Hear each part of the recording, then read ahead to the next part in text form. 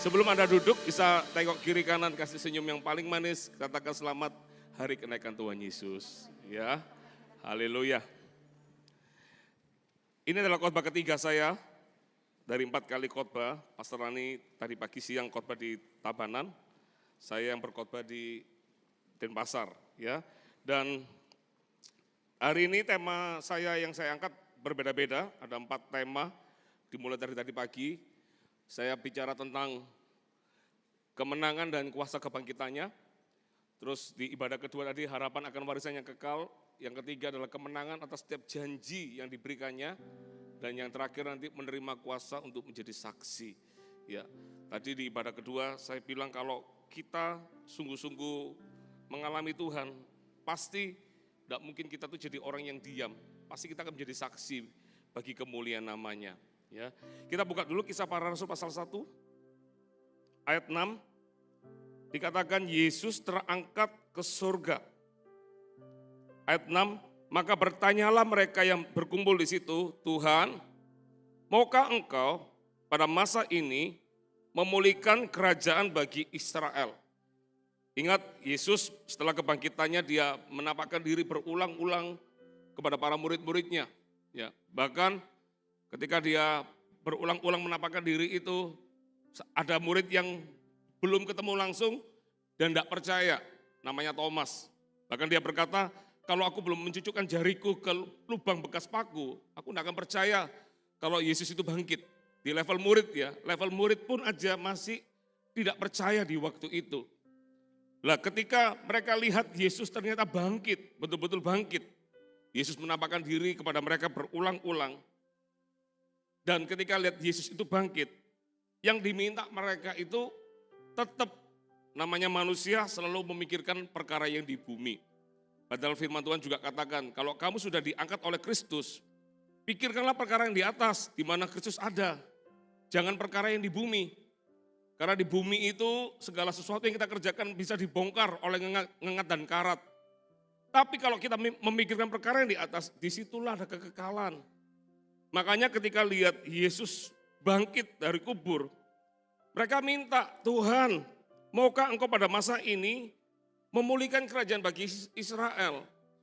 Sedikit latar belakang ya, kerajaan Israel di waktu itu, mereka sedang dijajah oleh bangsa Roma. Ingat ketika mereka lagi dijajah oleh Babel, kerajaan Babel, mereka itu dapat kesempatan ketika raja siapa kok jadi lupa saya, Darius, bikin surat. Sebelum Darius ada lagi raja yang mengizinkan untuk mereka pulang, bangun bait suci di Yerusalem yang sudah dibongkar, yang dihancurkan itu. Dan ketika mereka bangun itu, tetap mereka masih dalam masa penjajahan. Mereka belum jadi kerajaan yang merdeka. Nah, mereka mimpi kerajaan mereka itu seperti di zaman Raja Daud, menang perang terus, ya, nggak kalah perang. Raja-raja yang lain takut sama Daud. Salomo lebih megah lagi karena Salomo di zamannya nggak ada perang, ya kan, semuanya baik-baik saja. Mereka pingin itu.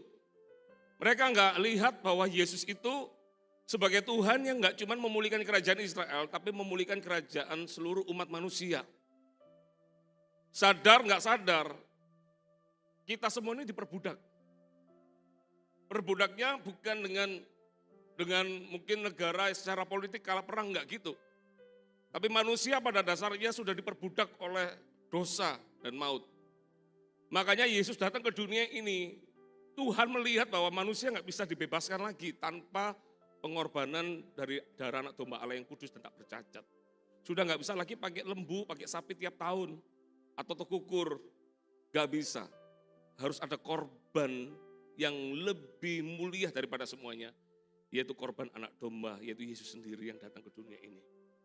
Makanya mereka tetap ketika lihat Yesus bangkit, mereka mintanya kapan dipulihkan, kapan kerajaan Israel ini menang perang lagi, kapan diperdamaikan lagi. Tadi pagi saya sempat jelaskan ada silent year di perjanjian lama dan perjanjian baru. Ada tahun-tahun di mana Alkitab itu nggak ditulis, hilang, dan hilangnya itu 400 tahun. Dan di dalam 400 tahun itu banyak terjadi sesuatu, ada pemberontakan, Makabe, keluarga Makabe itu pemberontak di situ. menang, kalah lagi, menang, kalah lagi, kayak begitu.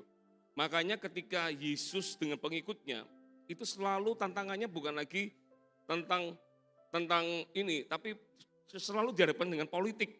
Ini loh, kalau ada perkumpulan, jangan-jangan nanti akan mengkhianati raja. Makanya selalu dihadapkan dengan itu terus, dianggap pemberontak. Padahal Yesus, dia tidak sedang membentuk kerajaan di muka bumi. Dia membentuk kerajaan yang ada di surga, yang turun kerajaan yang sebenarnya, kerajaan lebih dari segala raja yang ada di dunia ini. Sampai di sini bisa tangkap sesuatu enggak gambaran ini? Ya.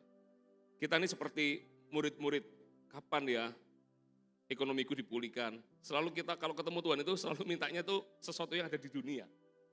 Kapan ya rumah tangga saya bisa harmonis? Kapan ya anak-anak saya bisa cinta sama orang tuanya? Kapan ya sakit penyakitku bisa disembuhkan? Selalu yang kita lihat, selalu perkara-perkara yang ada di dunia, which is itu enggak salah. Enggak salah. Tapi kalau Anda mau membuka hati, membuka mata, tanya Tuhan, apa sih tujuan sebenarnya hidup ini? Kalau Anda bisa lihat Yesus itu sebagai harta yang terindah yang bisa kita punya, maka sesuatu yang di dunia itu jadi nggak terlalu menjadi beban berat buat kita. Semua itu jadi ringan, karena Anda lihat ada tujuan yang lebih kekal dari itu semua, yaitu keselamatan jiwa kita. Lalu, buat apa kita punya seluruh dunia, tapi kita ditolak suatu hari nanti. Ketika kita pulang, Tuhan berkata, bukannya orang yang berseru-seru kepadaku Tuhan, yang masuk dalam kerajaan surga.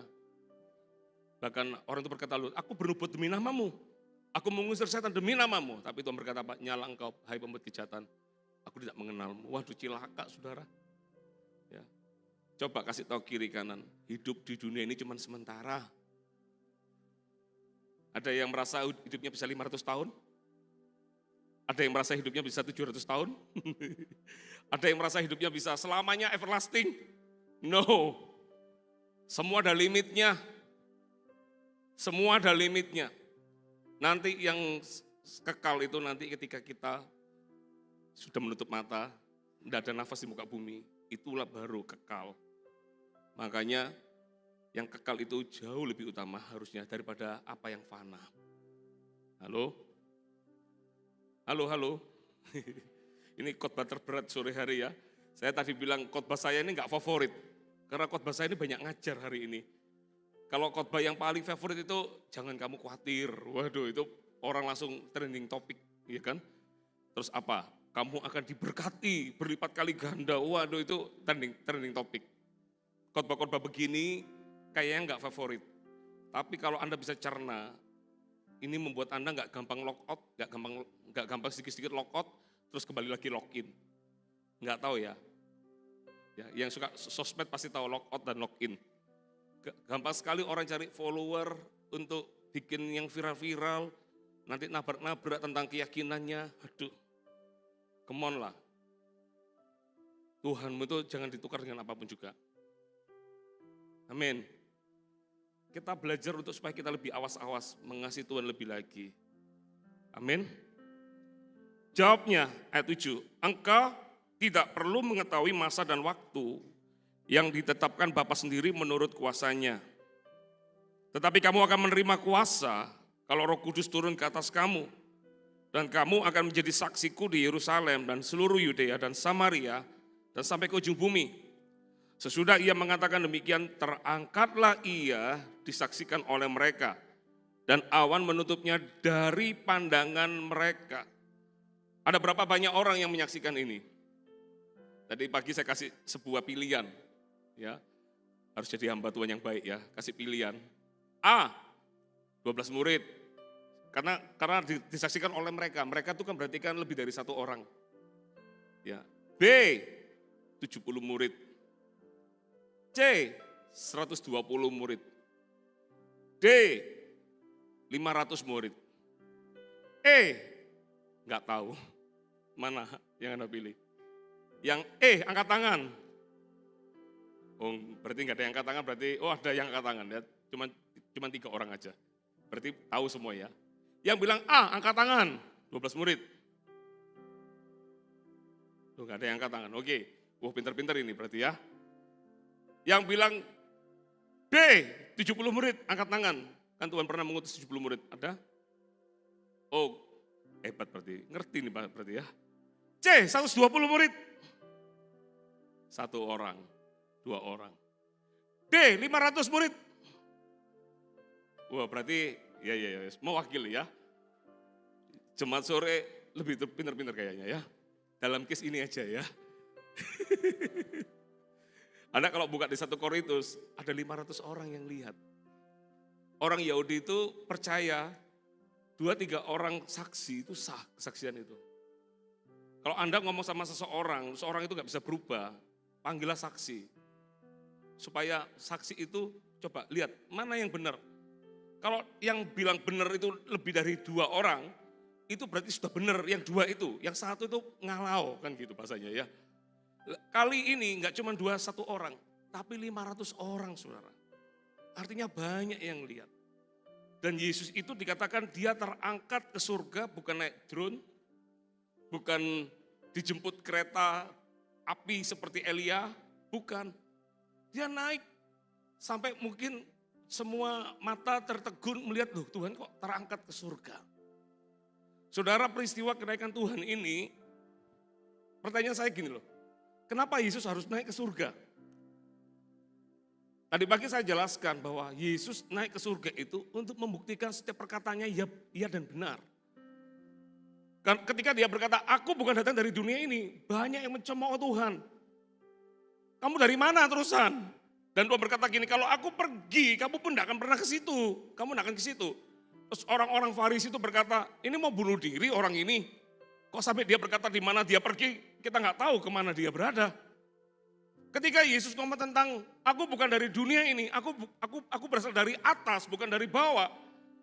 Mungkin kalau Anda di zaman itu, Anda pikir ini orang terlalu halusinasi. Ya. Bahkan yang lebih, orang mungkin berkata, ini orang ini ngomong apa sih? Kok dia ngomong dari atas? Ketika dia berkata, aku loh bukan dari dunia ini. Orang akan berkata, kamu loh dilahirkan dari seorang perempuan. Meskipun dalam perkaranya, Yusuf dan Maria sama-sama tahu. Ini memang spektakuler, supranatural. Kenapa? Karena Maria mengandung, itu bukan karena Yusuf. Yusuf itu sampai pingin ceraikan Maria, tunangannya ini, dipisahkan. Karena dia berpikir, kok Maria kok membohongin dia. Makanya Tuhan itu luar biasa. Ketika dia bicara sama Maria, dia nggak abai. Dia tahu Yusuf ini dalam hatinya, dia ini orang baik. Nggak gosip kemana-mana, kamu tahu nggak tunanganku? Waduh, sudah hamil duluan, Jeng, kamu tahu nggak? Kalau ada laki-laki kayak gitu kita berdoa dalam nama Yesus. Kok kamu jadi gosip? Tidak boleh ya. Tapi Yusuf itu orang baik. Dia nggak mau ngomong-ngomong, meskipun mungkin secara hatinya tuh sakit mungkin. Kok Maria ini kok nggak jujur sama aku? Kok tiba-tiba dia punya anak? Sama siapa dia ini? Tapi malaikat datang kepada Yusuf, Yusuf jangan takut untuk ambil Maria. Tuhan itu kalau dia sudah memberikan sesuatu kepada kita, dia tetap sudah berjalan di depan kita. Dia ngerti kok langkah-langkahnya kemana. Makanya Yusuf nggak jadi putuskan hubungannya dengan Maria. Dia tetap setia sama Maria, dia tetap ambil Maria, tidak berhubungan, sampai Yesus itu lahir. Jadi betul-betul itu semua yang terjadi itu betul-betul peristiwa supernatural. Kedatangan Tuhan itu bukan karena perkara manusia seperti kita, tapi itu betul-betul ada rancangan Tuhan di dalamnya. Tapi kalau buat orang di luar sana, ketika dia berkata, Maria loh, bukan dengan Yusuf, tapi dengan Roh Kudus. Anda ada yang tiba-tiba ngomong gini, saya hamil loh, tapi bukan karena siapa-siapa, karena Roh Kudus. Percaya enggak? Oh, Anda akan jadi orang merajam batu, lempari dia, hajar dia. Makanya Yesus perlu naik ke surga, membuktikan apa yang dia katakan itu benar. Mengerti maksud saya, saudara? Saya ajak Anda coba flashback ke 2000 tahun lebih yang lalu. Anggap kita semua pakai baju, jubah-jubah gitu. Lahir di zaman itu. Peristiwa kenaikan Tuhan ini akhirnya mengubah kehidupan para murid, saudara. Kenapa saya katakan mengubah para murid? Ketika murid-murid tahu Yesus mati di kayu salib, mereka tercerai berai. Mereka kembali ke jalan mereka. Ada yang menjadi penjala ikan lagi. Mereka jadi nelayan lagi. Mereka sudah tidak mikir tentang Tuhan-Tuhanan lagi. Tapi yang luar biasa ketika Yesus sudah menampakkan diri dan setelah Yesus terangkat ke surga, murid-murid jadi murid-murid yang standby menunggu sampai Roh Kudus tiba di hidupnya. Dan apa yang terjadi sejak hari itu, murid-muridnya jadi murid-murid yang berbeda. Biasanya kalau ujian itu selalu nggak lulus, kena remedi. Sampai Tuhan berkata, sampai berapa lama lagi aku bersama denganmu, hai orang kurang percaya. Itu kalau Tuhan ngomong sama murid-muridnya. Tapi sejak Yesus terangkat ke surga, murid-murid jadi orang berbeda. Makanya gak heran lihat Petrus, tiba-tiba lihat orang lumpuh. Dia berkata, emas perak aku gak punya. Tapi apa yang kupunya kuberikan kepadamu. Petrus berani sekali ngomong orang lumpuh itu. Orang lumpuhnya tiba-tiba sejak lahir loh, bayangin. Sejak lahir, tadi siang saya diminta doakan orang kena gagal ginjal. Antara manusia dan antara kuasa ilahi itu bisa saling bertentangan. Kalau ginjal yang bocor gini gimana caranya? Maksudnya ginjalnya ini kalau bermasalah ini apakah kita bisa minta ginjal yang baru di situ? Tadi pagi saya ketemu pendoa yang datang ke saya. Pak, saya tadi itu datang dengan benjolan. Tadi pagi aja saya dapat berdoa. Saya lihat ada orang yang benjolan, aku berkata benjolan itu lenyap. Tadi pagi saya didatangi ibu pendoa. Ibu pendoa itu dia berkata, saya belum melayani Pak, tapi saya sudah dilayani Tuhan duluan. Saya tadi punya benjolan, sampai dia bawa ke ketua pendoanya, berkata ini loh, tadi benjolanku di sini gede kan, kamu kan tahu. Sekarang itu jadi lenyap, benjolannya hilang. Itu semua pekerjaan tangan Tuhan. Petrus melihat ini orang lumpuh dari sejak lahir, tapi tiba-tiba dia bisa melihat dengan tajam. Emas perak aku tidak punya, tapi apa yang kupunya kuberikan kepadamu. Apa yang terjadi? Orang lumpuh itu berjalan. Dia lompat-lompat ikut kemana Petrus berada. Sementara orang-orang wow, ngeliat Petrus kok hebat gitu. Di situ Petrus berkata, bukan karena kami. Ibadah kedua tadi saya sampaikan. Bukan karena kami, bukan karena kesalehan kami. Justru dia bersaksi, itu karena nama Yesus itulah yang kamu buang, yang kamu salibkan. Nama itulah yang memberikan kemenangan buat orang lumpuh ini. Waduh, dikatakan di dalam Kisah Para Rasul. Sejak dia bersaksi, ketika Petrus berani bersaksi, ada 5.000 laki-laki yang pada akhirnya bergabung sama mereka. Ketika Petrus berkhotbah ada urapan Roh Kudus, ada 3.000 orang ditambahkan. Tapi ketika dia bersaksi tentang orang lumpuh itu, 5.000 laki-laki, artinya angkanya jauh bertambah lebih banyak. Dan yang luar biasa dari Petrus, ketika dia dihadapkan dengan para pemuka agama, karena ramai kan, banyak terjadi ini. Itu karena orang-orang di Serambi, Salomo itu, mereka jadi kumpul. Petrus memberikan ceramah, kesaksian tentang Tuhan Yesus. Langsung para mahkamah agama itu gak suka. Para ahli-ahli Taurat gak suka. Ditangkaplah mereka. Ya, ini semua ada di Alkitab ya Bapak Ibu. Jangan berpikir ini cerita apa ini ya. Makanya dibaca nanti di rumah. Itu ketika mereka ditangkap itu, apa yang terjadi? Itu dihadapkan. Intinya mereka dilarang untuk ngomong tentang Tuhan. Tapi apa yang dilakukan oleh Petrus? Dia ngomong gini, mana yang perlu kami takutkan? Takut kepada Allah atau takut kepada kamu semua? Ini orang sebelumnya pimplan. Dia berkata, aku tidak akan sekali-kali meninggalkan engkau.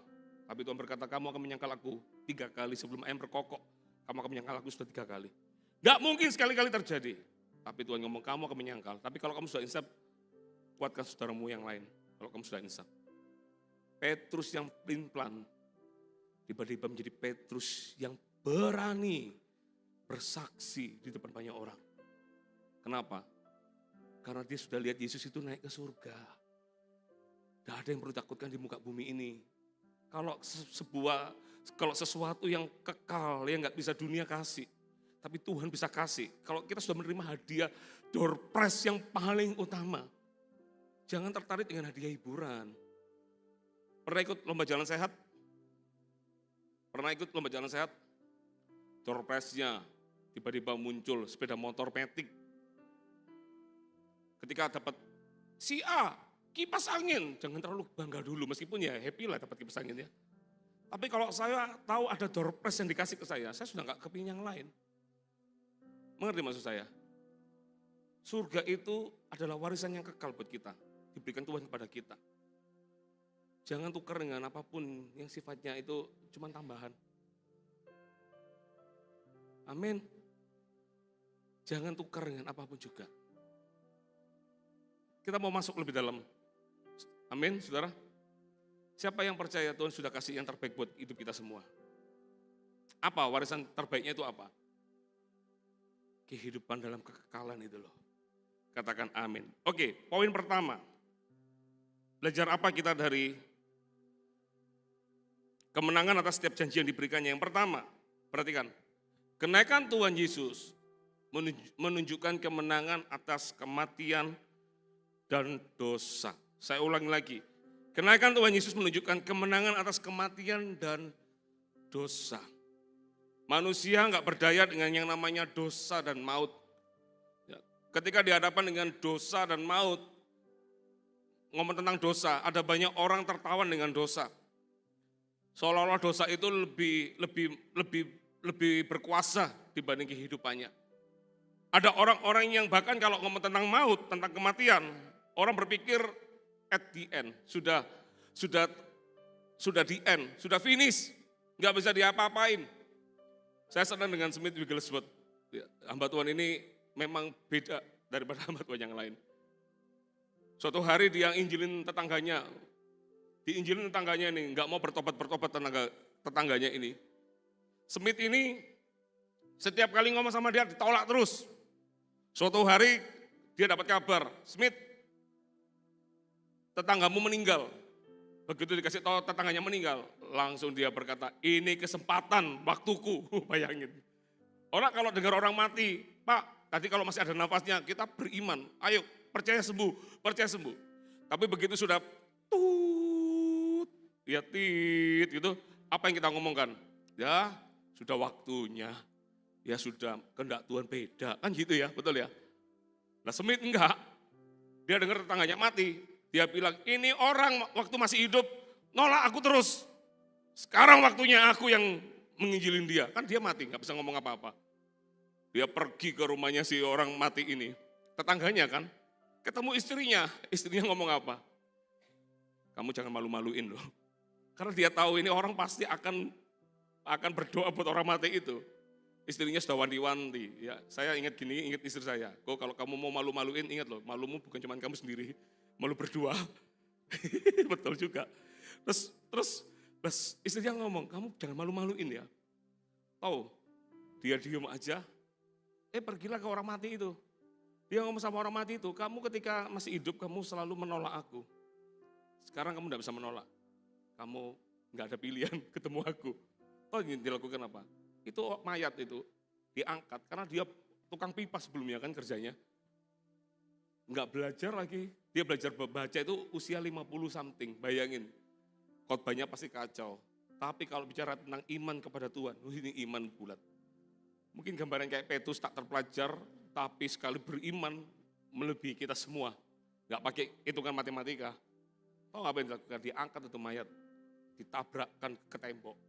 Jangan tiru-tiru ya, don't try at home, please, jangan. Yang kalau nggak mau berurusan dengan hukum, jangan coba-coba. Saya pun nggak kepingin kayak gitu juga, praktek iman saya nggak begitu juga. Dia angkat itu mayat, ditabrakkan ke tembok. Bang! Masih mati mayatnya. 2 kali diangkat, tabrakkan lagi. Bang! Itu masih mati. Coba bayangin, orang mencekno, meninggal, ditangisi. Jangan coba-coba, kadang orang kenapa mati? Lu dulu waktu hidup berantem terus. Kebalik manusia itu ya. Bu, kalau mau sayang-sayang itu ya sekarang masih hidup. Jangan sudah mati baru tangisi, kenapa kamu pergi? Loh, kamu dulu mau ajak berantem terus. Suami istri, 1% masalah, yang satunya 99% masalah. Begitu tanya Tuhan, biarkan aku kasihan sama mungkin istriku. Gimana ya Tuhan? Langsung Tuhan dengarkan, suaminya dibawa pulang. Ternyata masalah sebenarnya adalah suaminya sebetulnya. Atau mungkin kebalikan. Nggak ngerti, ya sudah lupakan.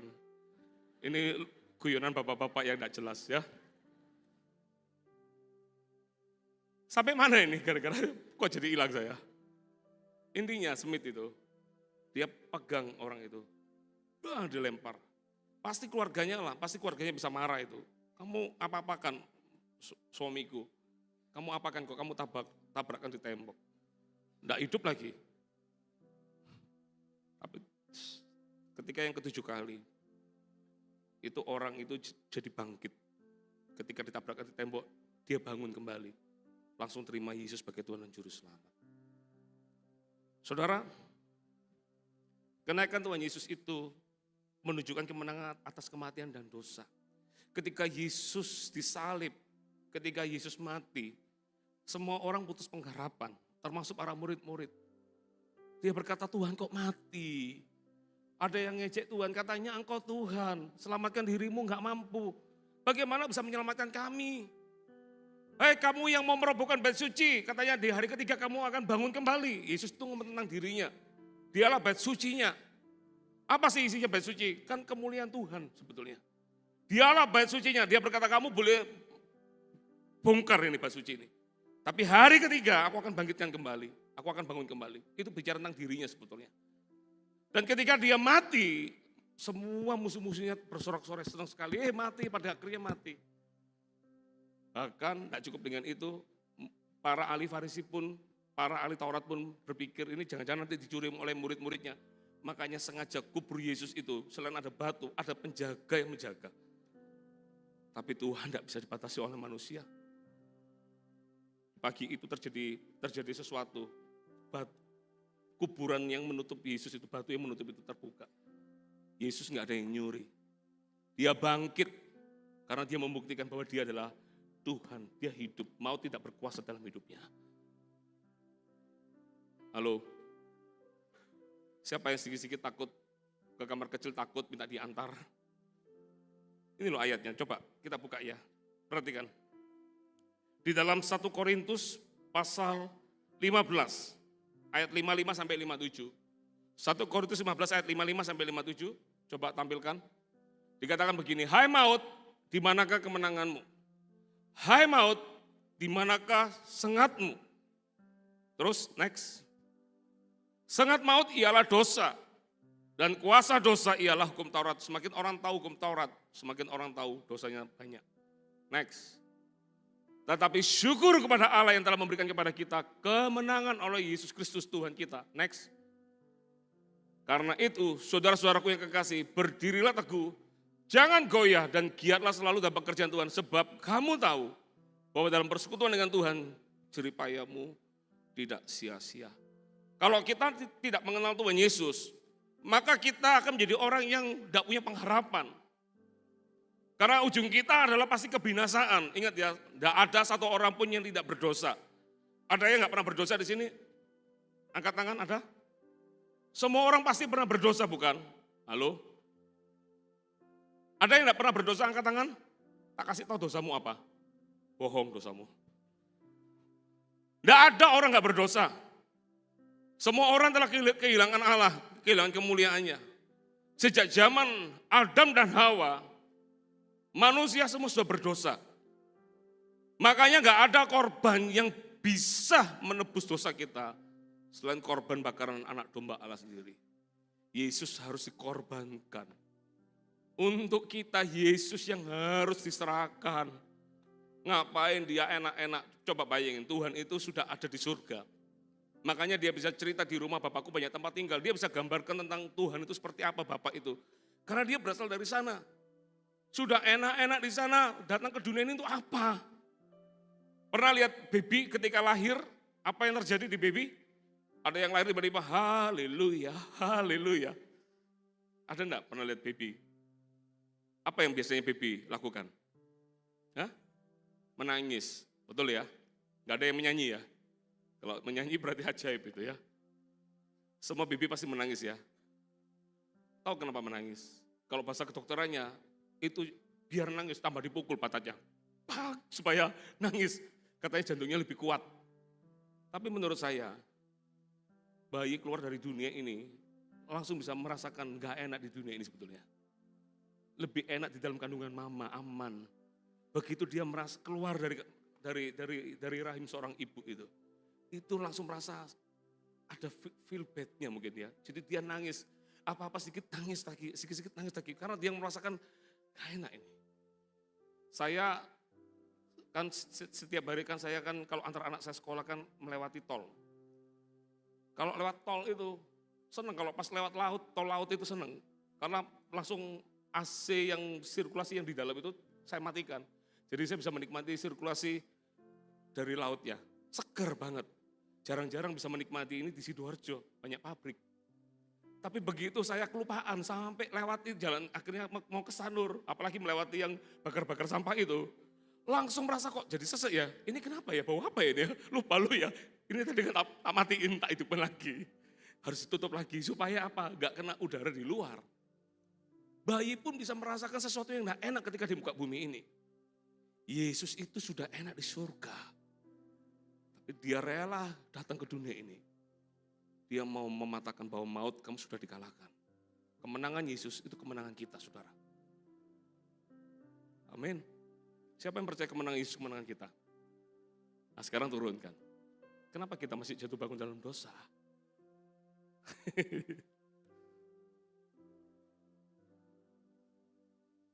Ubah hatiku seperti hatimu. Ini lagu kita kan ya. Saya jadi takut-takutan kalau nyanyi lagu sekarang. Kudus berkenan bagimu, bagaikan emas yang murni, bentuk hatiku selalu. Ini doa kita kan. Biar ku menjadi ciptaan baru, bebas dari semua yang jahat, serupa dengan gambarmu, sucikanku, kuduskan hatiku, Tuhan. Kemenangan Yesus itu gak cuma maut, tapi juga bicara tentang dosa. Karena dosa dan maut itu selalu bersamaan, bersama-sama. Upah dosa adalah maut. Maut pun akan menguasai untuk orang-orang yang hidup dalam dosa. Saudara, kalau Anda dicobai oleh berbagai pencobaan, godaan, segala macamnya, ingatkan dirimu, Yesus itu sudah naik ke surga, dia menyediakan tempat bagi kita. Kalau dia menang, harusnya kita juga menang sebagai anak-anaknya. Makanya saya katakan, ketika murid-murid lihat Yesus itu sudah naik ke surga, murid-murid jadi orang yang berbeda. Dia enggak jatuh bangun lagi dengan dosa yang sama. Dia diubah sama Tuhan. Bagaimana dengan kita? Apa Yesus itu sesuatu yang biasa bagi kita? Ataukah kita melihat Yesus itu sebagai suatu harta yang tak ternilai harganya? Ada di kita keputusannya, saudara. Halo? Makanya saya katakan kalau khotbah saya kenaikan Tuhan Yesus ini, buat saya akan jadi saksi untuk membuat orang-orang semakin mengasihi Tuhan. Saya lebih memilih khotbah yang gak favorit, tapi tujuannya untuk membuat orang semakin cinta Tuhan. Amin. Siapa yang hari ini berkata kemenangan Tuhan adalah kemenangan kita? Maut tidak berkuasa lagi. Ketika Yesus disalib, mati, iblis tepuk tangan. Tapi ketika lihat Yesus bangkit, iblisnya gemetar. Karena dia tahu Tuhan sudah menyatakan kemuliaannya. Maut tidak bisa dikuasai. Bagi orang dunia, orang mati itu selalu dikatakan turut berduka cita. Tapi kalau bagi anak Tuhan, kita nggak jarang ngomong turut berduka cita, ngomongnya turut bersimpati. Kalau bagi orang, istilahnya orang berduka cita itu meninggal itu ngomong apa biasanya? Jadi lupa ucapan-ucapan dunia apa ya? Apa? Ya sudahlah, lupakan dah ya, hilang saya. Bagi orang dunia, waktu meninggal, itu sebuah ketakutan. Berapa banyak kita dengar ada orang mau mati, nggak tahu ya kenapa orang mau mati itu seperti kayak ada mata yang bisa melihat. Lihatnya aneh-aneh lagi. Lihat omnya, lihat tantenya, dari masa-masa moyang-moyangnya dari yang lama-lama. Dan ketakutan kalau orang di luar Tuhan. Tapi orang yang di dalam Tuhan, bahkan saya pernah lihat orang kena cancer, dia dihibur, justru dia yang menghibur orang yang gak cancer. Dia nguatkan orang bahwa kamu nggak usah khawatir, kamu nggak usah takut. Kamu harus tetap percaya sama Tuhan. Bayangin, ini orang yang seharusnya dihibur, tapi dia menghibur orang lain. Bahkan sampai ketika dia berpulang, tidak pernah ada kata-kata menyesali hidup dalam Tuhan. Ada ketenangan, itu luar biasa. Tapi saya pernah lihat ada orang yang dalam kematian itu dia ketakutan. Teriak-teriak setiap malam. Kenapa? Karena dia tahu tujuannya sudah pasti dia nggak sampai ke surga. Makanya dia takut. Bagi dunia kematian itu kebinasaan. Tapi bagi kita kematian itu kemenangan. Karena kita berjumpa dengan Tuhan kita. Yang percaya kasih tepuk tangan yang paling meriah buat Allah kita. Yang kedua, Anda belajar sesuatu enggak, saudara? Yang kedua, kemenangan atas setiap janji yang diberikannya. Kenaikan Tuhan Yesus yang kedua, membawa kita kepada persekutuan yang lebih dekat dengan Tuhan. Ya. Yohanes 16 ayat 7. Yohanes 16 ayat 7. Tuhan Yesus menjanjikan penghibur. Saya jelaskan sedikit dari Yohanes 16 ayat 7 ini. Perhatikan.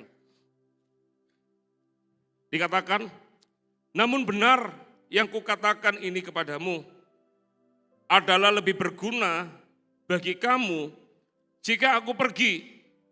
Sebab jikalau aku tidak pergi, penghibur itu tidak akan datang kepadamu. Tetapi jikalau aku pergi, aku akan mengutus dia kepadamu.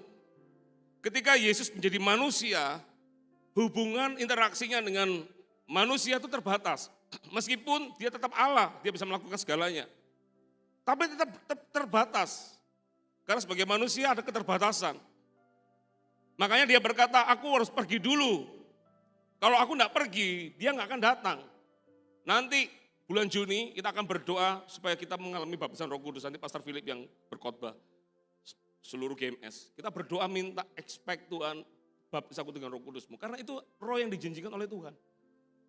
Makanya ketika Tuhan Yesus bertemu sama perempuan Samaria, Tuhan berkata begini, ada masanya nanti orang tidak menyembah lagi di Yerusalem atau tidak menyembah lagi di gunung. Orang Samaria menyembah di dekat gunung itu. Dia menganggap itu tempat yang paling suci. Tapi orang Yahudi, Yerusalem lah tempat yang suci itu. Tapi Tuhan Yesus berkata gini, nanti ada masanya, kamu akan menyembah aku di dalam roh dan kebenaran.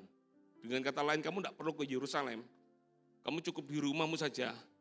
Tiba-tiba Anda nyanyi lagu gini mungkin, hanya ini Tuhan, persembahanku. Anda datang bawa hidup Anda, segenap hidupku, jiwa dan ragaku.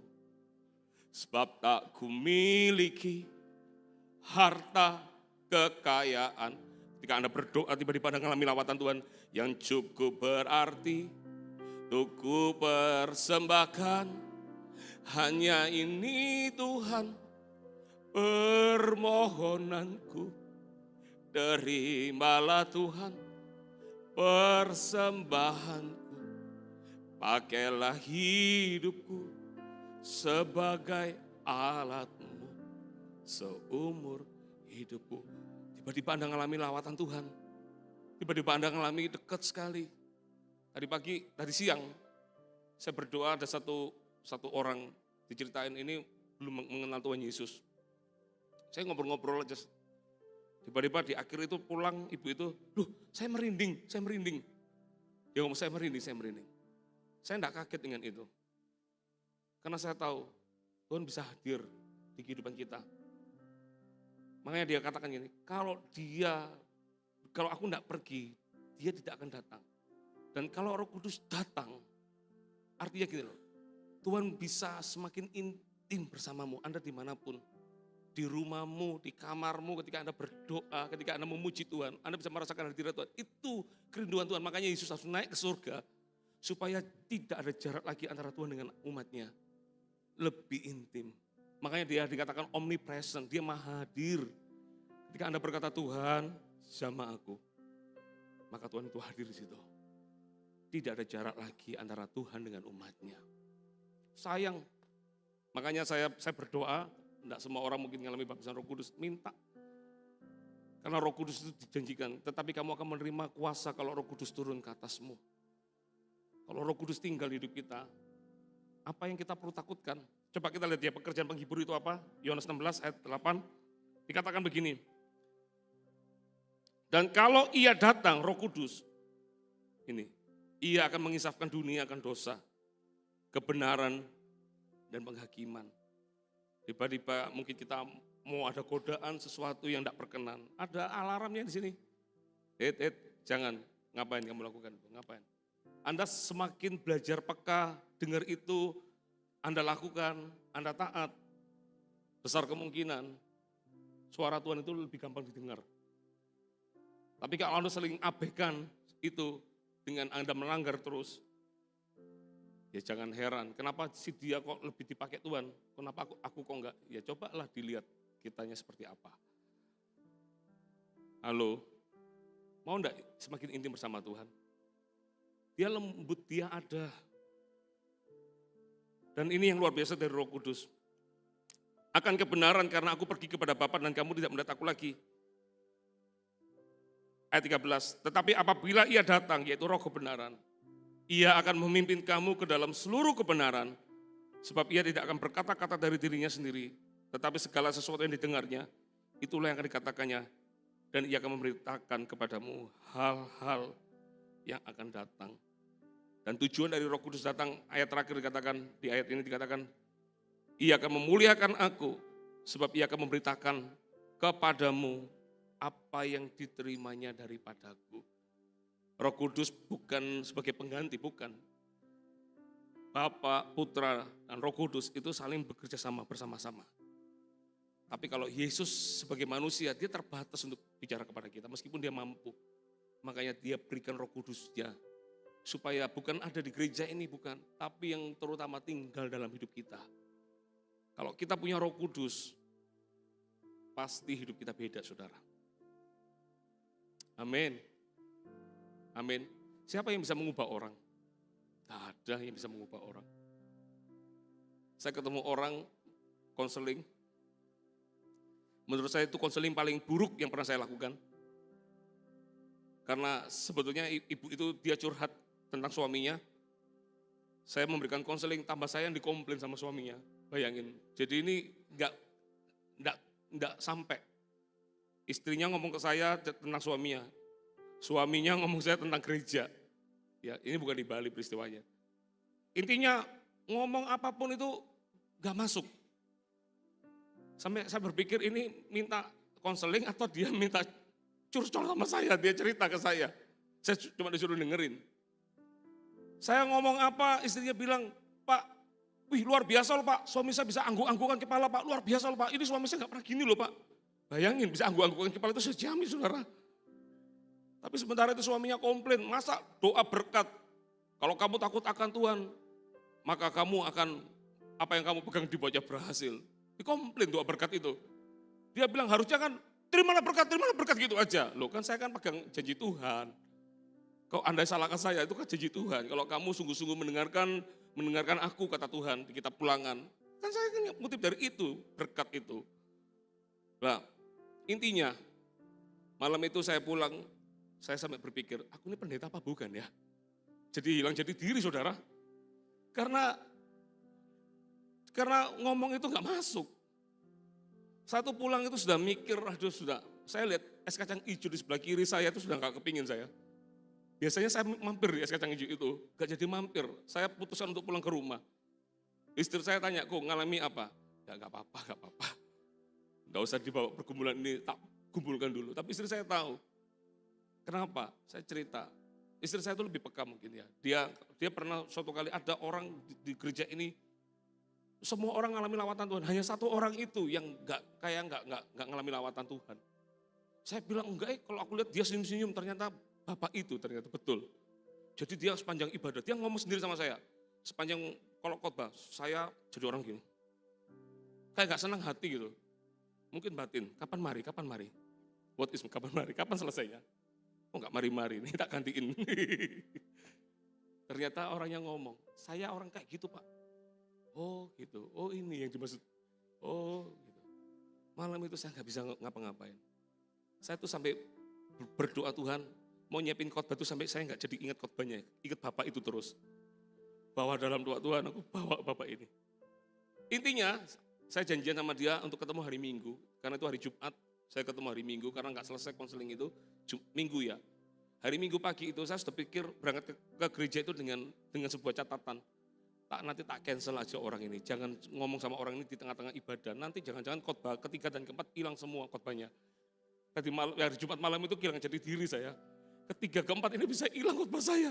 Saya sudah pikir mau cancel, tapi kan enggak bisa. Janji adalah utang, harus ditepatin. Pokoknya kamu harus hadapin. Itu bergumul terus. Saya ingat saya khotbah pagi hari itu. Selesai khotbah saya cepat-cepat turun ke kantor saya, prepare khotbah kedua. Tapi saya janji untuk ketemu Bapak ini. Akhirnya saya buka pintu, ternyata saya ingat itu, Bapak itu turun pertama kali dari tangga gereja kita, turun pertama kali dia langsung sambil mengangkat tangan berkata, Pak gitu. Dalam hatiku, mateng kon. Ini bahasa apa yang keluar sebuah ini ya? Dalam hati saya, ya ampun ini Bapak ini ngomong apa ini Bapak ini? Tapi semakin dekat, saya baru tahu Bapak itu menangis. Dia bilang begini, Pak, seumur-umur kami menikah, 18 tahun menikah, kami tidak pernah mengalami anggur baru dalam pernikahan. Tapi sejak ketemu dengan Bapak, kami berdua nggak bisa tidur, Pak. Dalam hati saya, sama. Kamu nggak tidur, aku juga iya, gara-gara kamu. Tapi kan nggak mungkin kan, hanya dalam hati saya aja, harus tahan. Dan tahu nggak Pak, tadi pagi Bapak khotbah itu menempeleng saya Pak, dalam hati saya, kapan nempelengnya? Saya tidak pernah mukul orang. Pak tempeleng saya lihat firman Pak. Saya mau bertobat Pak, saya mau kenal Tuhan lebih lagi. Tahu enggak, saya itu sampai kata-kata saya yang keluar itu adalah, Pak boleh saya peluk Pak? Boleh, dia nangis, saya ikut nangis saudara. Di situ Tuhan ngomong sama saya, bukan kamu. Itu aku yang bisa mengerjakannya. Samuel itu terbatas. Gak bisa. Samuel sangat terbatas, tidak berdaya.